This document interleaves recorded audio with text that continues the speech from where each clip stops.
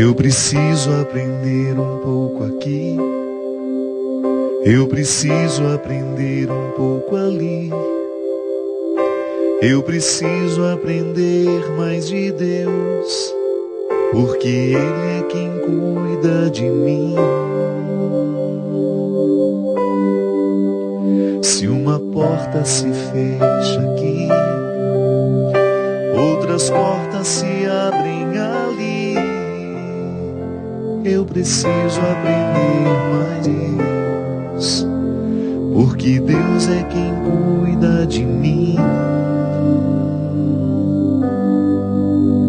Deus cuida de mim, Deus cuida de mim, entra nas suas asas, Deus cuida de mim. Eu amo a sua casa e não ando sozinho, não estou sozinho, pois sei,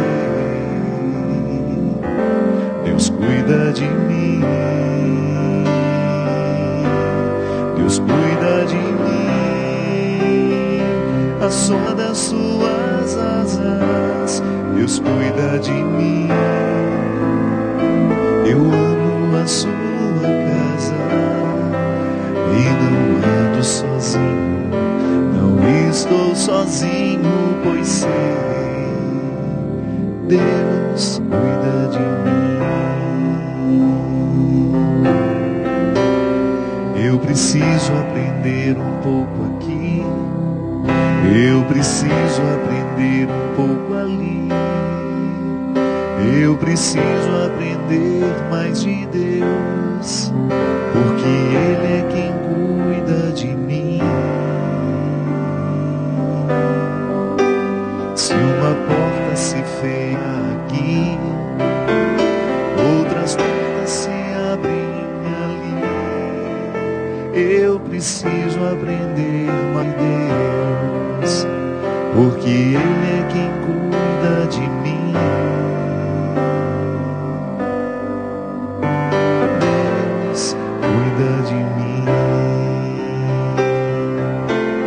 Deus cuida de mim, obra das suas asas, Deus cuida de mim. Eu amo a sua casa e não ando sozinho, não estou sozinho, pois sei, Deus cuida de mim. Oh, Deus cuida de mim. A sombra das tuas asas, Deus cuida de mim. Eu amo a sua casa e não ando sozinho, não estou sozinho, pois sei, Deus cuida de mim. Muito boa noite, estamos começando mais um programa de direção espiritual. É interessante perceber que a gente só descobre a experiência do cuidado à medida em que nós descobrimos quem nos cuida. Mesmo porque a gente tem o risco de interpretar o cuidado como uma encheção de saco, né? Às vezes a gente até diz isso, né? A mãe cuida do filho, quer saber por onde ele anda e por isso liga para saber. Ah, mas que encheção de saco, a minha mãe não me dá sossego. Só a experiência do distanciamento nos faz ver que esse cuidado é uma das mais elementares da vida. E depois nós vamos sentir saudade dessa encheção. Por isso que quando a gente descobre o sentido dado, naturalmente a gente descobre o amor do cuidador. Porque não existe cuidado sem amor. Claro, só você não confundir o sentimento de posse. O outro quer cuidar da sua vida, né? Ele quer que ele faça tudo o que ele acha que é interessante para você. Ele quer que você corresponda a todas as experiências. Não estou falando dessa imaturidade. Estou falando daquela experiência de ser cuidado pelo outro, que é aquele cuidado responsável, que não invade a vida, que nos permite a maturidade das decisões, do caminho, mas que está ali sempre com a mão estendida caso a gente precise. O que é uma espécie de confiança. Às vezes o outro cuida de mim, sem fazer absolutamente nada por mim. Ele cuida de mim, me dando a certeza de que se eu precisar dele, ele está ali. Isso também é uma experiência de cuidado. Confiança. Você confiar numa pessoa é você alimentar o cuidado. Porque o outro zela por você. O outro zela pela sua verdade. Ele pode até não interferir na sua vida toda hora. Pode até não ser um amigo que você vê toda hora. Mas é um amigo cuidadoso. É aquele amigo que você sabe que você pode contar no momento em que você precisar dele. E também aquele amigo que você conta quando você não precisa. Que também é muito bom. Quando você experimenta essa gratidão da amizade.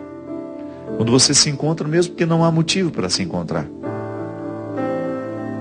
O cuidado de Deus na nossa vida é assim. Nós sabemos que Ele cuida de nós, mas nós saímos para cuidar das coisas. Eu sempre gosto de dizer isso. Eu acredito na provina, mas eu olho para os dois lados da rua antes de atravessá-la. É aqui que está a resposta do meu cuidado ao que Deus tem por mim.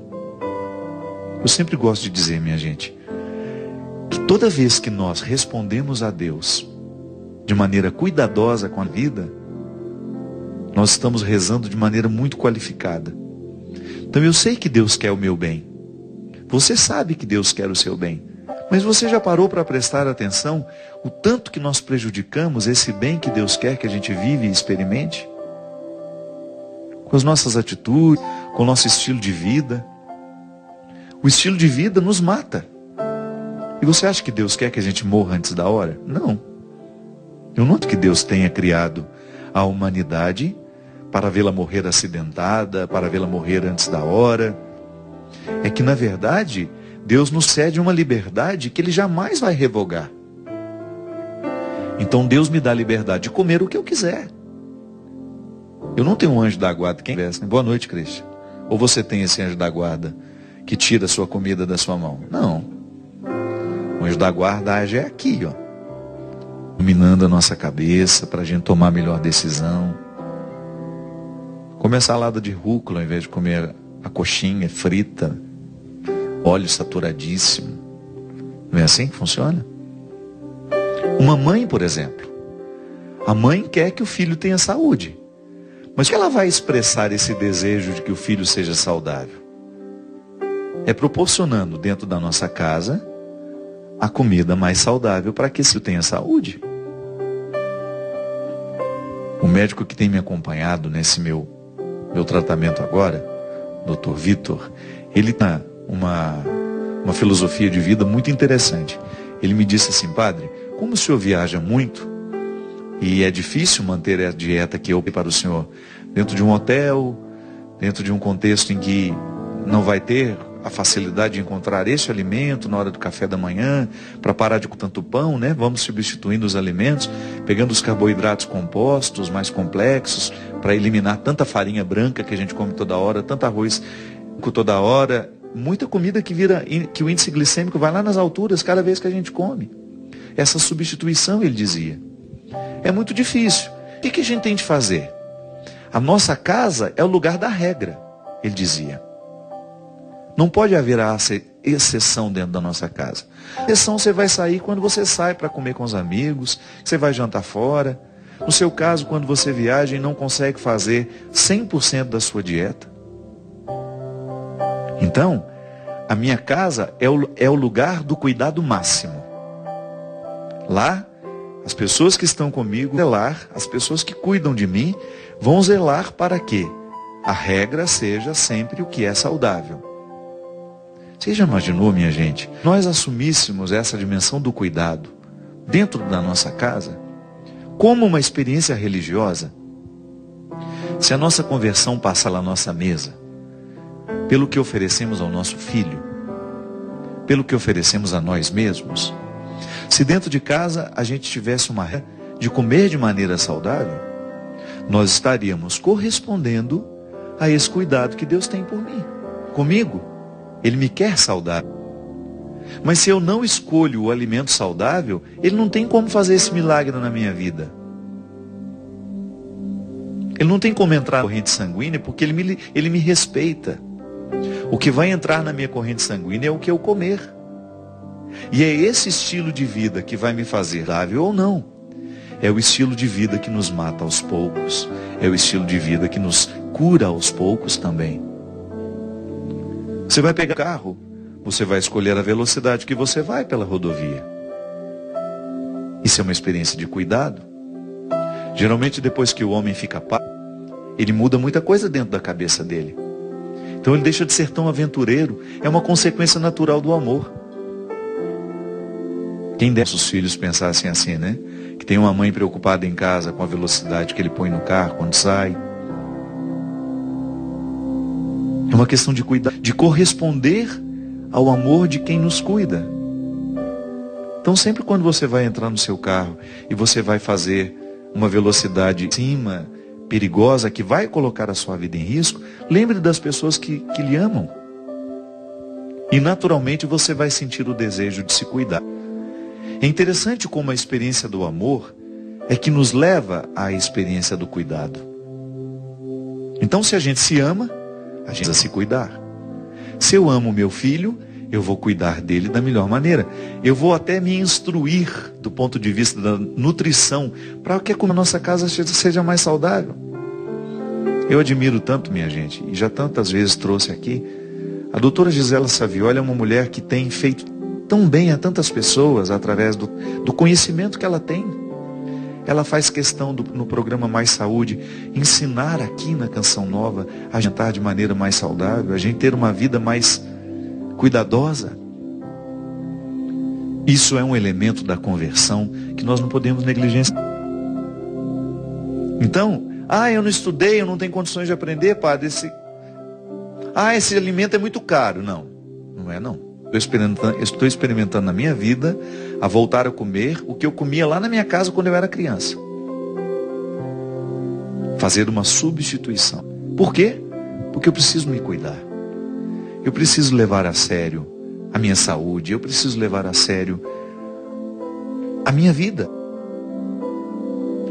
Minha gente, hoje nós cometemos muitos pecados contra o cuidado. Tantas pessoas morrendo da hora. Tantas pessoas adoecendo de coisas que poderiam ter sido evitadas. Se a gente naquele momento tivesse os olhos abertos para a experiência do cuidado. O cuidado, ele é tão natural na vida humana. Já até dei uma palestra sobre isso durante um tempo. Antropologia do cuidado. Por que a gente é cuidadoso um com o outro? Por causa da experiência do limite. O ser humano é o que nasce mais inacabado. Você pega um cavalinho que acabou de nascer, ele já tem condições de fazer um monte de coisa sozinho. É só uma questão de 2, 3 dias, ele já está aprendendo a se virar. Claro, com a mãe por perto, né, para amamentá-lo, mas ele já anda sozinho, ele já dá um jeito de descobrir o mundo dele ali. E a partir do momento que esse cavalinho vai assumindo a autonomia dele, né, a partir do momento que ele começa a crescer, ele vai se tornando capaz de viver a vida dele. De repente, 15 dias, ele já está totalmente independente. Nós não. Nós nascemos todos inacabados. Tem a tal da muleira, né, que nasce aberta, né? Já ouviu falar nisso? Que é que precisa continuar crescendo, né? Até uma certa idade, a gente precisa crescer o cérebro. Então, o osso não nasce fechado, senão o cérebro não teria para onde crescer. Olha como a natureza é sábia, né? Então eu me lembro que quando os meus sobrinhos nasceram, né? A minha primeira sobrinha, Aninha, a primeira coisa que eu escutei quando eu pus a Aninha no colo, eu tinha 6 anos de idade: cuidado com a muleira dela. Eu sei lá o que é muleira, né? Aí alguém me ensinou um buraco que a gente tem na cabeça. De maneira muito pedagógica, a minha mãe me ensinou que era um buraco que a gente tinha na cabeça. Que se batesse um prego, ainda dá todos esses exemplos maravilhosos, gente. Se bater um prego, esse prego vai afundar na hora. E aí você já fica apavorado, né? E trata aquela criança como se fosse um boneco de louça. Você lembra? Tanto de cueiro que amarrava na gente, né? Aquele calor que as crianças, tudo com cueiro amarrado. E tinham assim uma coisa de flanela e vai apertando, vai apertando. Claro que hoje a ciência evoluiu para nos mostrar que não precisa disso tudo. Mas quando a gente nasce, nós estamos tão precários que nós precisamos desses cuidados todos.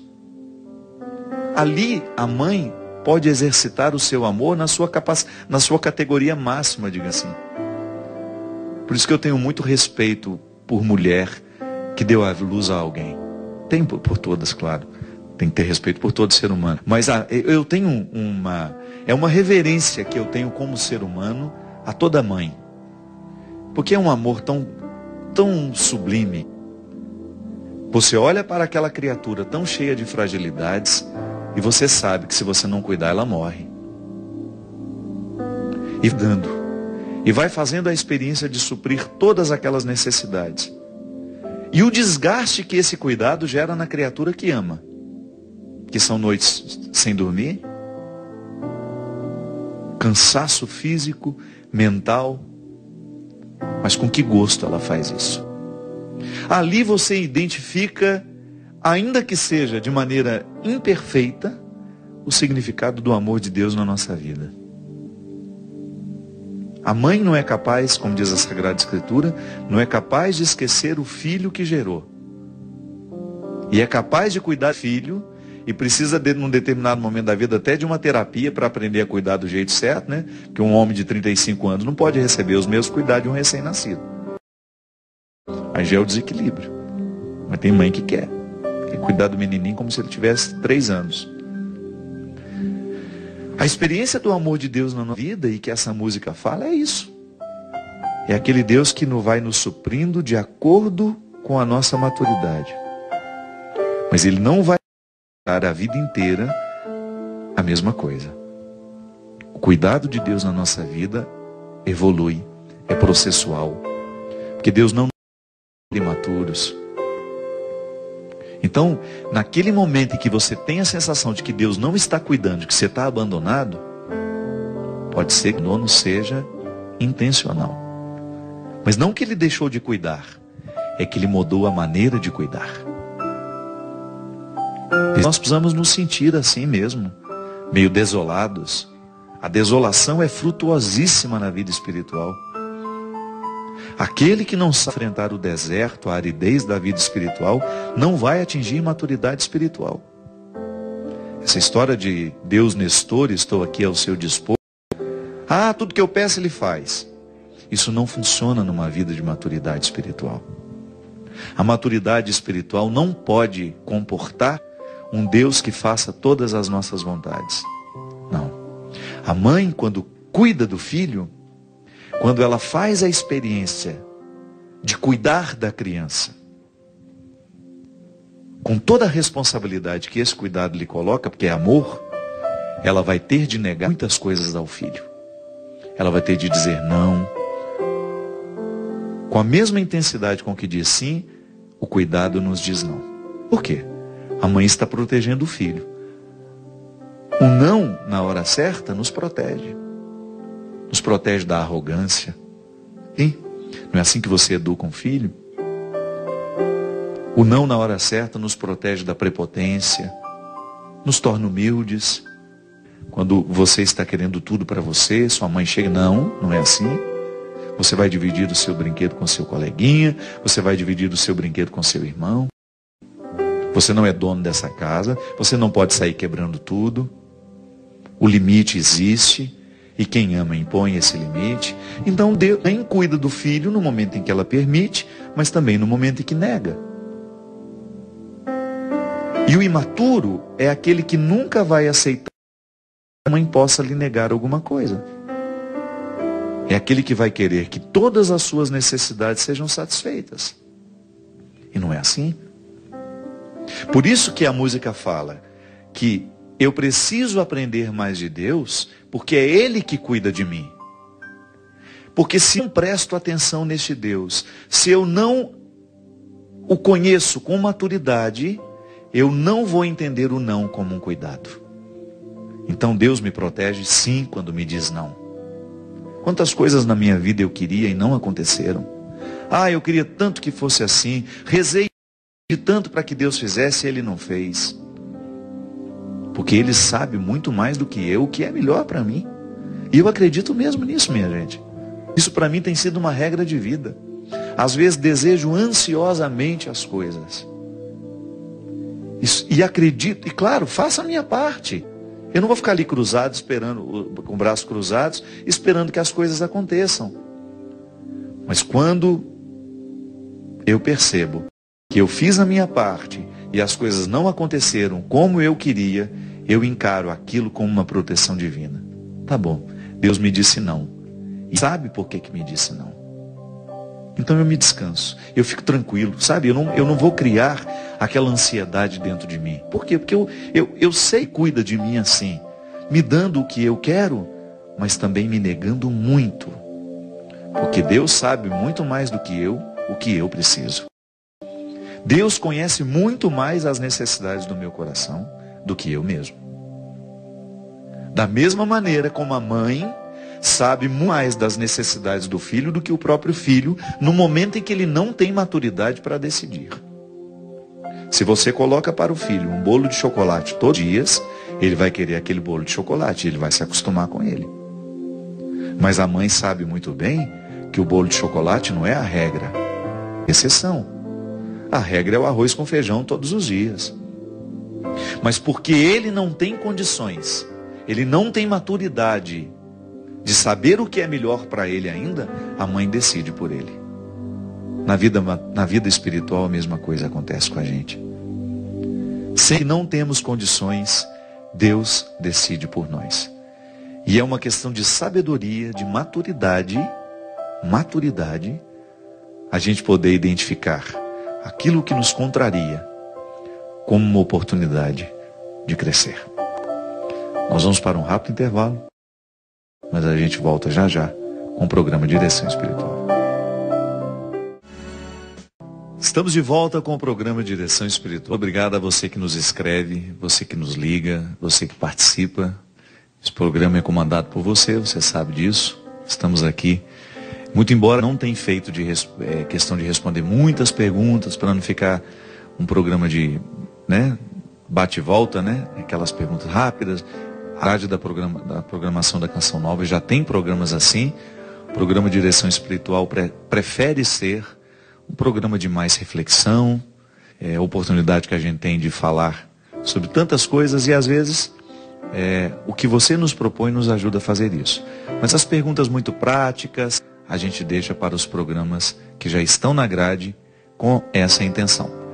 Direção Espiritual também responde por questões mais práticas, mas nós estamos desejosos de que isso aqui seja cada vez mais uma sala onde um bom bate-papo acontece. Tá bom?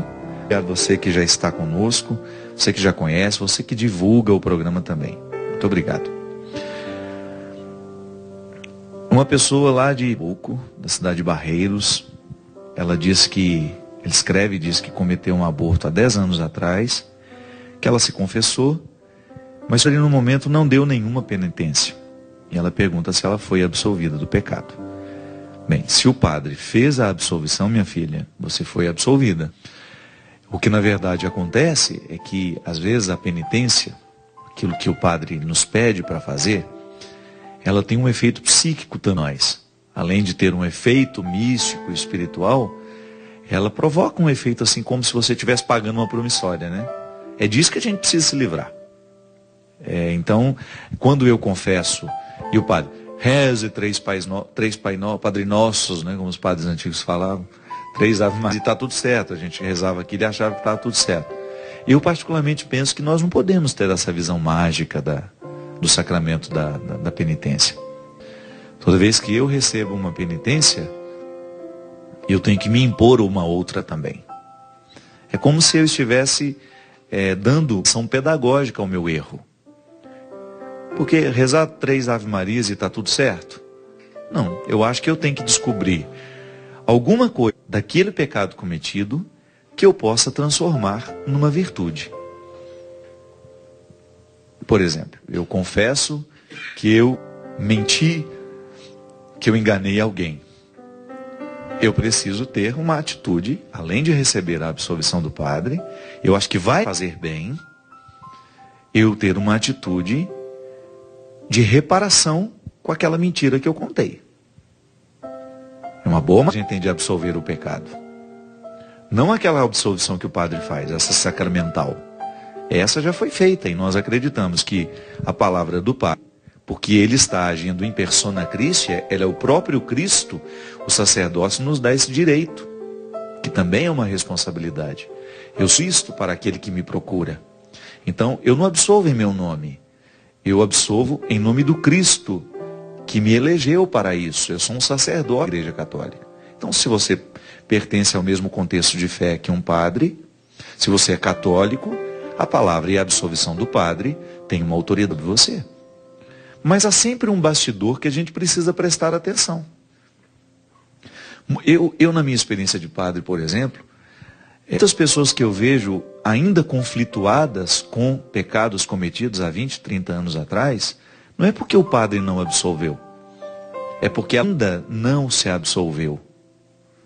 Já recebeu a absolvição de Deus, mas ela ainda não se perdoou. Eu me lembro daquela cena do filme Titanic, quando aquelas mulheres estavam no barco, no bote, para ter muito mais pessoas, e elas escolheram ir logo no início e largando as pessoas para trás, para que elas estavam de que aquele bote ficasse cheio. A personagem, que eu não me lembro o nome da atriz, uma atriz que tem uma presença muito marcante no filme, ela diz assim que, enquanto ela via o navio afundando, e aquele bote ainda com espaço para pessoas, e eles não voltaram, porque algumas pessoas que estavam no bote gostariam de voltar para buscar mais gente, mas a mãe não quis. Então ela tem uma cena do filme, eu não me lembro exatamente a frase que ela diz, mas ela se reporta a um perdão que nunca chegou para ela, pelo fato de não ter voltado para buscar quem ainda precisava dela. Um perdão que nunca chegou. Digamos que essa mulher tenha confessado que isso fosse real, dentro daquele contexto, que o naufrágio foi real, mas digamos que ali, naquele momento, em que alguém dentro daquele bote, que caberia ainda mais 20 pessoas, mais 30 pessoas, tenha se sentido incomodada com a atitude de não voltar para buscar, tenha contado isso a um padre e foi absolvida pelo pecado. Só que recebe-se o perdão de Deus, mas tem uma dimensão humana desse perdão, minha gente, que se a gente não encontra, é como o perdão de Deus não provocasse dentro de nós as consequências. Sabe? É como se eu ficasse privado de um desdobramento daquele perdão recebido. Porque o ser humano, em última instância, ele sempre vai querer essa coerência pessoal. Isso é um fruto da conversão em nós. Pode observar, quanto mais você mergulha em Deus, quanto mais honesto for o seu processo de fé, maior o seu desejo de ter uma coerência pessoal. A coerência que dá liga à nossa vida. Quando você percebe que você está costurado, você está alinhavado a uma convicção e que as suas atitudes estão alinhavadas a esta convicção. A gente precisa ser todos os dias. É impressionante como nós temos necessidade de perdoar a gente todo santo dia. Por que não conseguiu, por aquilo que a gente não alcançou. Eu falava aqui no início, né? Eu posso muito bem quebrar a minha dieta, que é um propósito simples na vida. Chega no final do dia, a consciência está igual um chumbo. Não é assim? E eu preciso me reconciliar, porque se eu não me reconcilio, lambo na minha dieta. Eu relativizo. Ah, eu já comi aquele doce mesmo. É assim que o inimigo vai encontrando brechas na nossa personalidade. Às vezes a gente encontra pessoas que são tomadas pelo diabólico, pelo tanto de brechas que as pessoas foram abrindo na sua vida para que o diabólico crescesse. Isso nos acontece, minha gente, através de muito simples. Quando nós relativizamos um valor para nós, é um valor, aquilo é uma preciosidade para mim. Se a gente relativiza, aquilo provoca um estado de incoerência. E essa incoerência vai infelicitando a gente. Uma pessoa incoerente é uma pessoa infeliz, sim. A incoerência gera infelicidade. Então, quando eu busco esse perdão de Deus, e naturalmente faço alguma coisa para que o meu pecado seja também perdoado por mim, que Deus perdoa sempre. Deus perdoa sempre. Nós acreditamos na misericórdia divina, que comporta justiça, claro. Mas essa misericórdia não é negada a ninguém. Não há pecado nessa vida que não possa ser perdoado, desde que o coração humano esteja disposto ao recomeço. Que Deus não pode fazer a obra sozinho. E é por isso que o sacramento da penitência tem o poder de transformar uma vida quando levado a sério. Quando você conta ao Padre os seus pecados, os seus erros, você recebe a absolvição. E quando você sai dali com o desejo de reconciliar-se consigo e com os outros, a experiência está completa. Ela abrangeu todas as dimensões da sua vida. Se ficou apenas na dimensão transcendental, se é só vértice, se é só eu e Deus, se faltou a linha do horizonte, eu, comigo, com os meus irmãos, com as pessoas que participam da vida, é bem provável que você se sinta incoerente. Então, minha filha, esse perdão recebido há 10 anos, ele não desenvolveu em você uma reconciliação pessoal com o seu erro. Deus até já te absolveu pelo mistério do sacramento. Mas você ainda não viveu a graça dessa absolvição. A Sônia, lá de Americana, escreve, diz que está com problema com o filho. A namorada está trabalhando muito a vida dele. E ele está numa fase muito agressiva. E ela pede ajuda. Isso, né? Porque eu não sei. Uma pessoa não fica agressiva sem motivo. Uma coisa está acontecendo com esse menino. Agora, se a namorada está atrapalhando, também não tem como avaliar. Por que ela atrapalha? Ela está influências negativas sobre ele? Isso é um cuidado que vocês todos que têm filhos, estabelecendo relacionamentos, cuidado é dobrado. Porque no momento que começa a namorar, ele começa a receber influências muito diretas daquela que entrou na vida dele. Primeiro, você tem que ter uma liberdade interior, para não ficar de distância com a menina, né? Porque a mãe é naturalmente ciumenta, então de repente, porque se o ciúme não está sob controle, nenhuma menina presta. Então essa liberdade interior, que lhe dê condições de lidar com a verdade, ela realmente não presta ou sou eu que estou com ciúme? O primeiro passo é isso.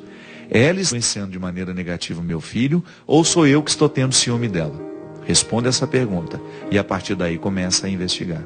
Por que existe agressividade no filho hoje?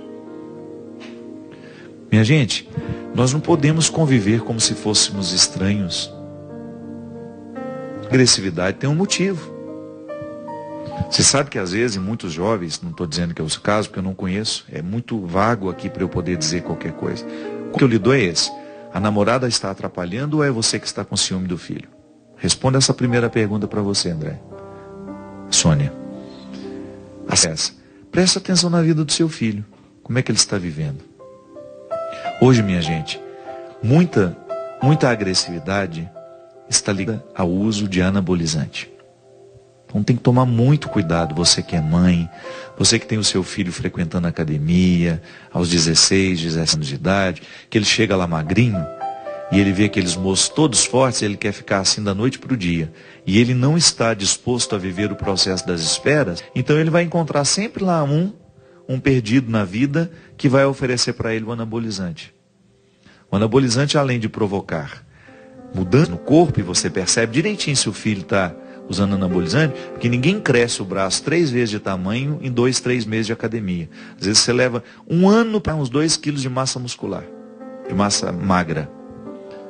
É assim, é lento. O processo é assim. Tem que dormir direito, tem que se alimentar direito, tem que fazer o exercício certo. Então preste atenção. Porque além de provocar mudanças no físico, provoca também mudanças no temperamento. Acompanhei um caso muito recente de uma mãe que estava tendo muito problemas com o menino dela, porque ele ficou agressivo da noite para o dia. Era um menino bom, era um menino tranquilo, Investigaram tudo, o que pudesse estar acontecendo com ele, se ele estava passando por algum problema. E aí ela descobriu no meio das dele as ampolas lá. Todas contrabandeadas, né? Que a gente sabe que isso é ilegal. Você acredita que outro dia um traficante de anabolizante foi preso no Pará? Eu recebi isso através da internet. E as ampolas do rapaz era tudo óleo Padre Fábio de Bento pela... Eu mereço um negócio desse. Diz que era um óleo bento pelo Padre Fábio de Melo, que tomava o negócio e ficava forte. Tomava e injetava, né? Aí meu nome estava lá na polícia, eu vi a foto. O delegado com as ampolinhas todas. Óleo bento Padre Fábio de Melo, chamava anabolizante. Aí, ela descobriu no coisas dele, as ampolas, e matou a charada. Conversou com ele, ele estava justamente vivendo tudo isso que eu disse. Estava começando as atividades dele na academia, o que é muito bom, né? O rapaz ter uma atividade esportiva, fazer uma atividade física regular para ele, na idade dele é ótimo. Mas ele chegou lá querendo ficar fora da noite para o dia, aquilo causou uma ansiedade nele, ele começou a usar a tal da bomba, porque ela mesma, minha gente, não tem outro nome. A pessoa, digamos que ela precisa, eu vou dar um número que eu não sei, né? Digamos que um adolescente de 16 anos precisa ter 40 pontos de não sei o que de testosterona. A bomba vai colocar no organismo dele 200. Imagina o que isso provoca no organismo. A descarga que isso representa na vida de uma pessoa que está fazendo uso disso. Porque tudo sem acompanhamento, ninguém sabe de nada. Vai lá e injeta aquele tanto sem saber se o... E muita gente até morre por causa disso. E um dos sintomas do uso anabolizante é a alteração de humor. A pessoa fica muito nervosa, muito agressiva. Então a gente precisa ficar de olho nos motivos da agressividade dos nossos filhos, sobretudo nessa faixa de idade. Ou se não, pode ser uma ansiedade que ele está vivendo com o próprio momento que ele está. Essa transição do vestibular para a faculdade, isso é muito doído para os nossos filhos, é muito pesado para eles. O mundo hoje é muito exigente, muito cheio de possibilidades, a vida é uma só, ele não sabe exatamente o que ele quer, ao mesmo tempo ele está pressionado porque ele tem que passar no vestibular. Muito sofrimento hoje é gerado por causa das urgências daquele momento. E nós podemos ajudar. Como é que nós ajudamos? Cuidando. Como é que nós podemos cuidar? Estando presente com a pergunta certa na hora certa. Cuidado para não fazer a pergunta certa na hora errada. Viu? A mãe, o pai, o irmão, aquele que for, o amigo. Muitas vezes nós fazemos a pergunta certa na hora errada. No alto da discussão, daquela... Você está já presente? Essa pergunta não se faz assim. Ou você está... No meio de uma discussão, você vai querer que aquele filho te fale o porquê que ele está assim. Não, não é assim. É na hora que que as fardas estão julgadas, que os fardos estão colocados, em que a alma está mais sensível, o momento certo de conversar, de sentar com intimidade, convida para um jantar, fazer alguma coisa juntos, mãe e filho, pai e filho, e ali tentar, sem nenhuma cobrança, escutar do filho o que o está angustiando. Se esse relacionamento com essa menina está fazendo bem, se ele está feliz com ela, qual é o papel que ela tem desempenhado na vida dele? Nos falta isso, minha gente. Às vezes nós queremos arrancar a força do outro, a resposta que ele não sabe nos dizer ainda. Só a experiência do cuidado, do amor, é que nos dá condições de fazer isso. Você tem a oportunidade de cuidar de alguém, você precisa ser dado. Ninguém está fora deste contexto. Ou estamos cuidando, ou estamos sendo cuidados. Mas você saber que além dessa dimensão humana, existe um Deus que não tira o olho de nós. E esse olhar de Deus não é para ver o tanto de peca não, viu? Claro que ele presta atenção nos erros que a gente comete. Porque quem ama presta atenção nos erros que o outro comete. Mas ele não está prestando atenção para nos acusar. Ele só presta atenção nos nossos erros, é para depois nos ajudar a encontrar o caminho certo. Que ele é de todo cuidado, origem de todo o amor cuidadoso, derrame sobre nós, sobre o nosso coração, a sua bênção. Ele quem? Filho e Espírito Santo. Amém. Até a semana que vem, se Deus quiser. Deus cuida de mim, à sombra das suas asas. Deus cuida de mim, amo a sua casa e não ando sozinho, não estou sozinho, sei. Deus cuida de mim,